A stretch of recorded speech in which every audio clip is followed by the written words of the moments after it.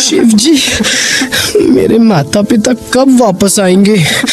मुझे उनके साथ रहना है। पूरे देश में सावन लग चुका था। हल्की हल्की ठंडी बारिश हो रही थी और इसी बारिश में थुंग थुंग छाता लेकर गांव में टहल रहा था। तभी उसे एक भीड़ दिखाई दी जहां गांव के लोग भगवान शिव जी की पूजा कर रहे थे। थुंग थुंग को लगा कि अब उसकी परेशानी दूर हो जाएगी, क्योंकि आज से करीब 10 साल पहले जब वह सिर्फ 5 साल का था, तब उसके माता पिता किसी पहाड़ी इलाके में घूमने गए थे और फिर कभी वापस नहीं आए। थुंग थुंग हर रोज उनका रास्ता देखता था और रोते हुए कहता था, मम्मी पापा आप कहाँ चले गए? फिर वह हार मानकर अपने घर लौट आया, जहां उसके छोटे चाचा ने उसे धक्का मारते हुए कहा, नालायक, अब तेरा यहाँ कोई नहीं है, तू इस घर से निकल जा। इसके बाद थुंग थुंग घर छोड़कर चला गया, क्योंकि अब इस दुनिया में उसका कोई नहीं था। अब वह 15 साल का हो चुका था। वह भगवान शिव जी की मूर्ति के पास गया और भरी आंखों से बोला, शिव जी, मेरे माता पिता कब वापस आएंगे?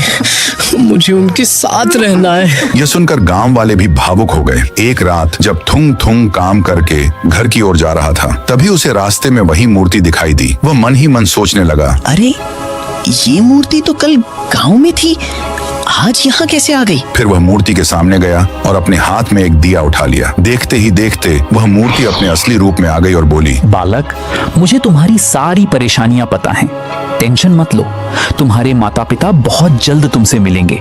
तुम हर दिन व्रत रखा करो और मेरी पूजा किया करो। इतना कहकर वह वहाँ से गायब हो गए। उस दिन के बाद से थुंग थुंग हर रोज व्रत रखता, गरीबों को खाना खिलाता और भगवान की पूजा करता। पूरे 29 दिन बीत चुके थे, बस एक दिन बाकी था। थुंग थुंग को पूरा विश्वास था कि इस बार उसके माता पिता जरूर वापस आएंगे। उस रात वह छत पर खड़ा होकर आसमान की तरफ देख रहा था। तभी उसके सामने वही मूर्ति प्रकट हुई और अपने असली रूप में आकर बोली, कल तुम्हारा आखिरी दिन है।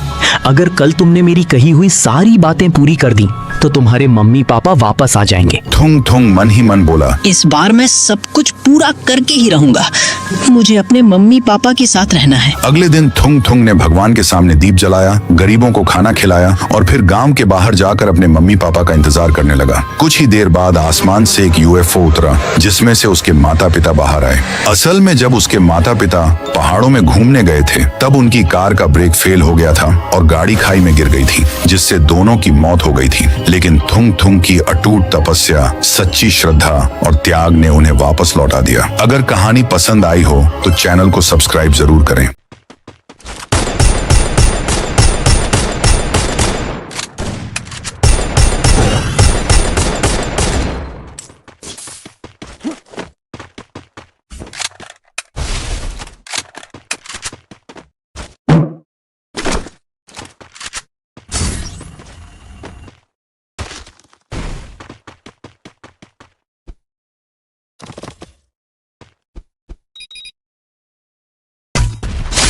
चलिए शुरू करते हैं। ठीक है।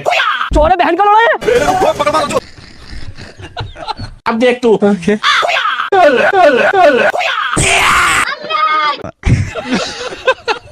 अब देख तू। ठीक है। आजा आजा। गाड़ी स्टार्ट कर। Friday, I'm a fight.